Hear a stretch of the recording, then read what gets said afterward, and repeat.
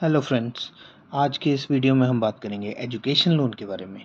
Education loan के लिए क्या क्या डॉक्यूमेंट्स चाहिए, एजुकेशन लोन किन कोर्सेज़ के लिए मिलता है, कितने समय के लिए मिलता है, बैंक से एजुकेशन लोन लेने की कंप्लीट प्रोसेस क्या है, ये सारी डिटेल हम आपको इस वीडियो में देने वाले हैं। तो अगर आप या आपके बच्चे, दोस्त या कोई रिश्तेदार एजुकेशन लोन लेना चाहता है तो यह वीडियो उन सभी के लिए बहुत इंपॉर्टेंट होने वाला है। तो लास्ट तक इस वीडियो को ज़रूर देखें। धन्यवाद। तो सबसे पहले हम बात करेंगे टाइप्स ऑफ एजुकेशन लोन की। बेसिकली एजुकेशन लोन 3 कैटेगरीज में डिवाइडेड है। पहली कैटेगरी है फॉर स्टडी इन इंडिया, यानी कि इंडिया के किसी भी अप्रूव यूनिवर्सिटी या कॉलेज से ग्रेजुएशन, अंडर ग्रेजुएशन या पीजी डिप्लोमा जो करना चाहते हैं वो इस कैटेगरी में फॉल करेंगे।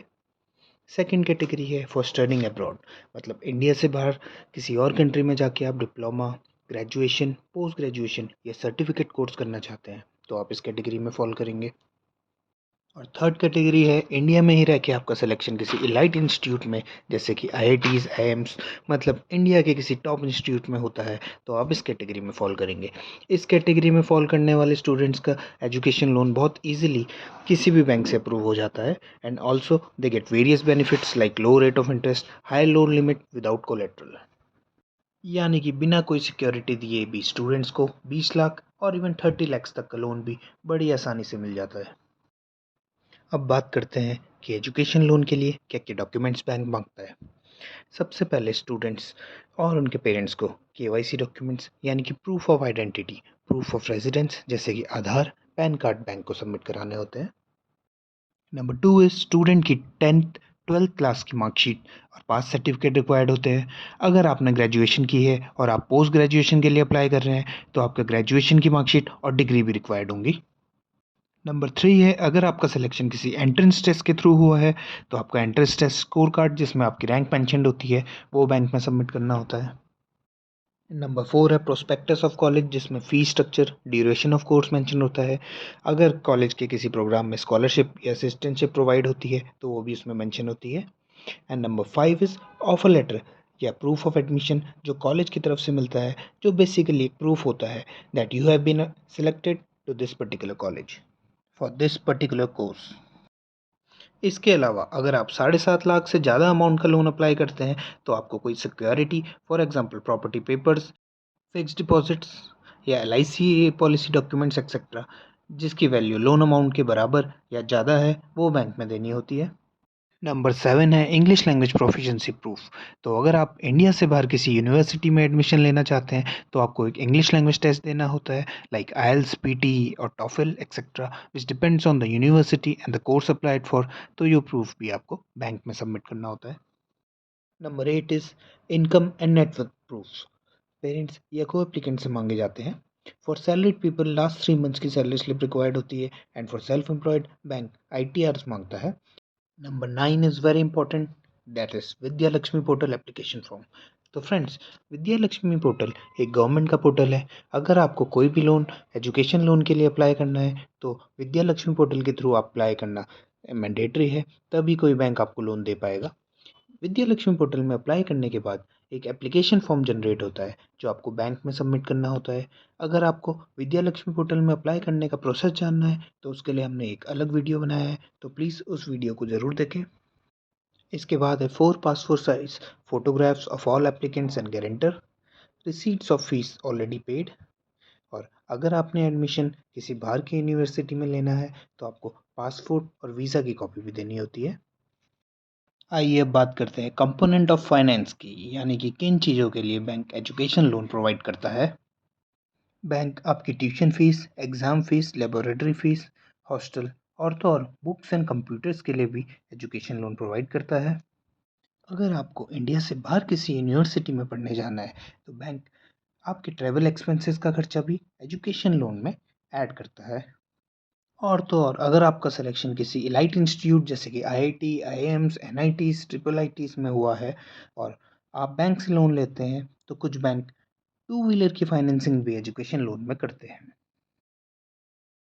अब बात करते हैं मार्जिन की। तो अगर आप इंडिया की किसी यूनिवर्सिटी में पढ़ने के लिए लोन लेते हैं तो 4 लाख तक बैंक 100% फाइनेंसिंग करता है और 4 लाख के ऊपर 5% मार्जिन रखता है, यानी अगर आपकी कोर्स फीस 1 लाख है तो बैंक उसमें 95,000 की फाइनेंसिंग करता है और आप ₹5000 खुद के लगाएंगे।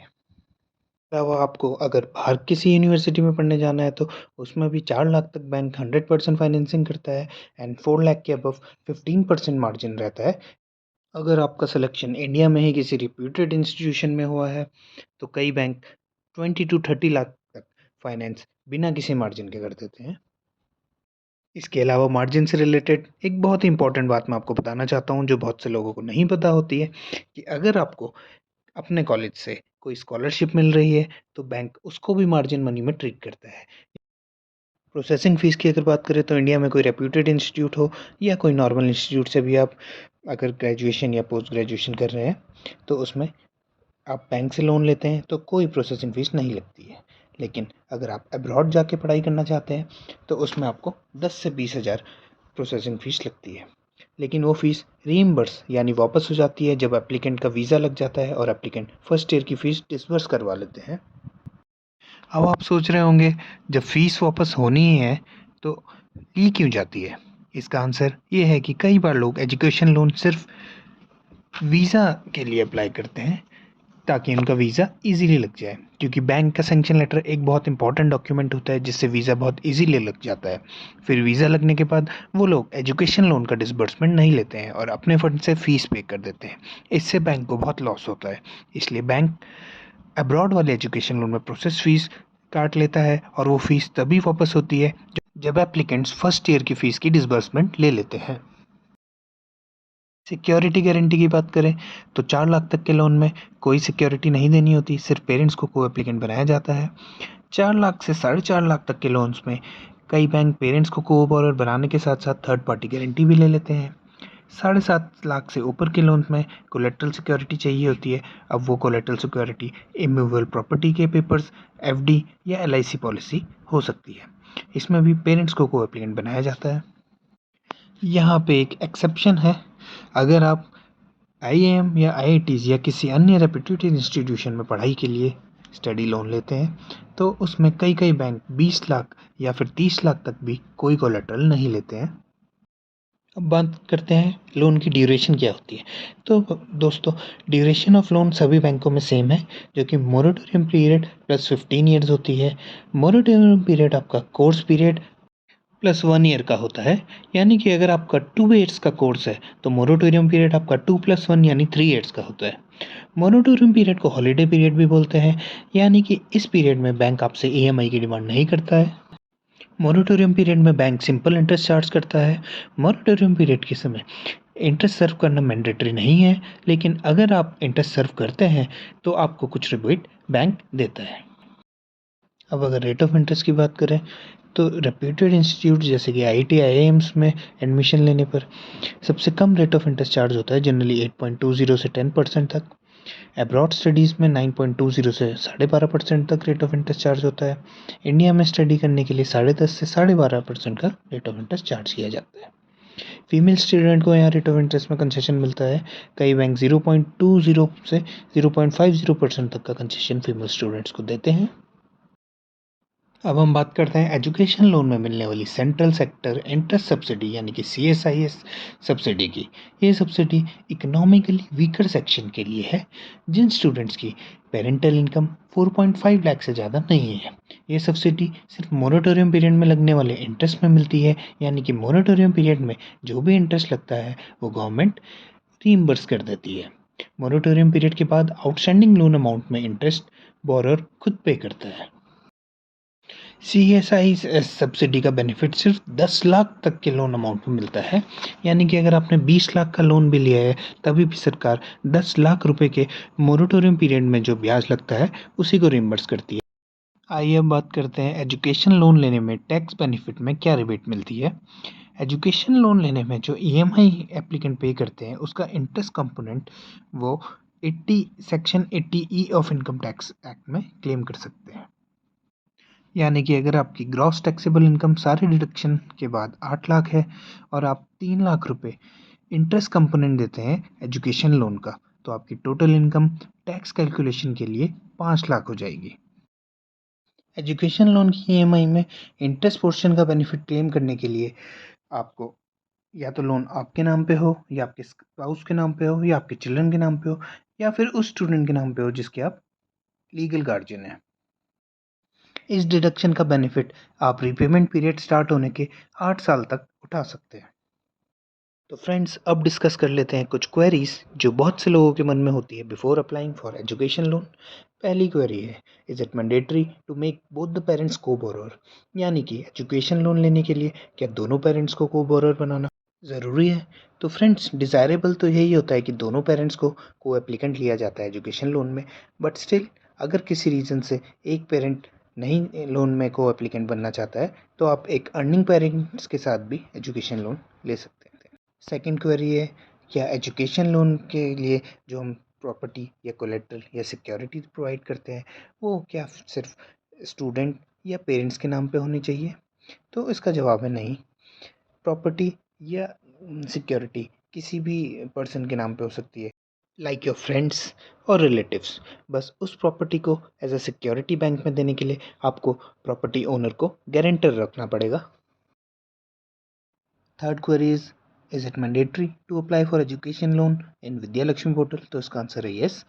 कोई भी बैंक आपको एजुकेशन लोन तभी प्रोवाइड करेगा जब आपने विद्या लक्ष्मी पोर्टल के थ्रू अपनी एप्लीकेशन राउट करी हो।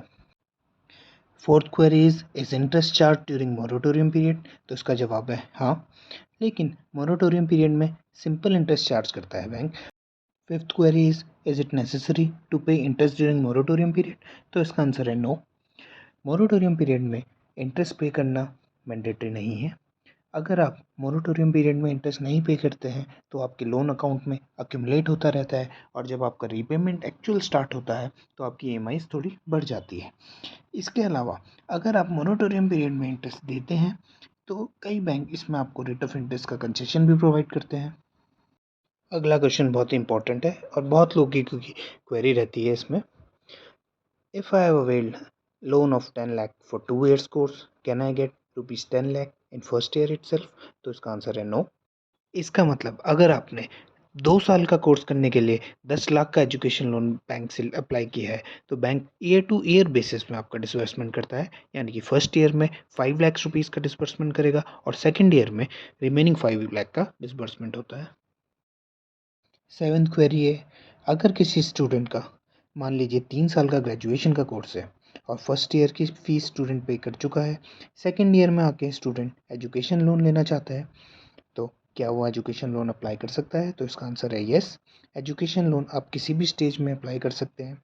बस आपको जो आपने पहले एग्ज़ाम पास किया है उसके प्रूफ देने होंगे, जैसे कि इस केस में फर्स्ट ईयर की मार्कशीट आपको प्रोवाइड करनी होगी। तो फ्रेंड्स, इस वीडियो में हमने आपको एजुकेशन लोन से रिलेटेड सारी चीज़ें बहुत ही बेसिक तरीके से समझाई।